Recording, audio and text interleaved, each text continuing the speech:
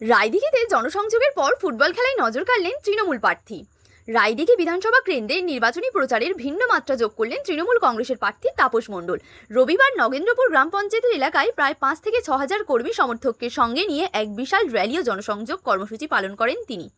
প্রায় 15 কিলোমিটার পথ জুড়ে এই র্যালিতে বিপুল মানুষের উপস্থিতি লক্ষ্য করা যায়, যা এলাকায় নির্বাচনী উত্তেজনা আরও বাড়িয়ে তোলে।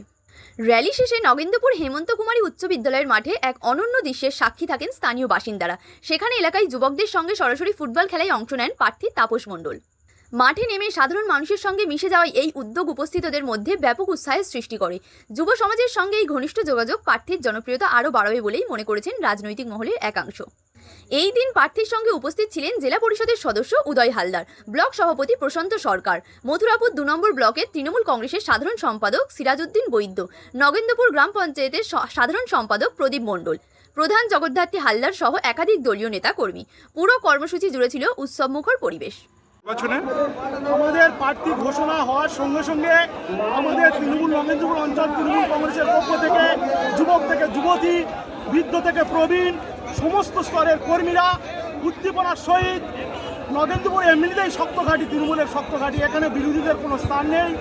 আজকের আপনারা দেখতে পাচ্ছেন হাজারে হাজারে মানুষ তৃণমূলের প্রার্থীর সমর্থনে র্যালিতে অংশগ্রহণ করেছে, যেটা ইতিপূর্বে আপনারা লক্ষ্য করেছেন, বলে বোঝানো যাবে না। ইতিপূর্বে এই রেকর্ড আমাদের গতদিনে এত মানুষের উদ্দীপনা, এত মানুষের উৎসাহ, এত মানুষ তৃণমূল কংগ্রেসের কর্মীরা ঐক্যবদ্ধ, সংঘবদ্ধ, একত্রিতভাবে যুবক থেকে যুবতী সর্বস্তরের নেতা কর্মী এবং সমর্থকরা আজকের এই র্যালিতে অংশগ্রহণ করেছে।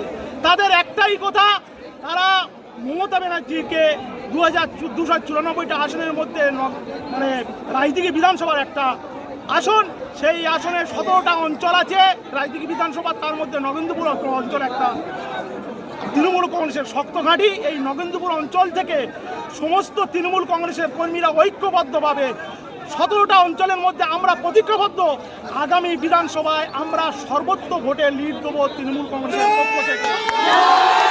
প্রার্থীর সমর্থনে আপনি প্রধান এলাকায়, সেই সাথে মহিলারা আপনার সাথে যোগ দিয়েছে, কতটা আশাবাদী ভোটের এই বিধানসভা জয়ের বিষয়ে?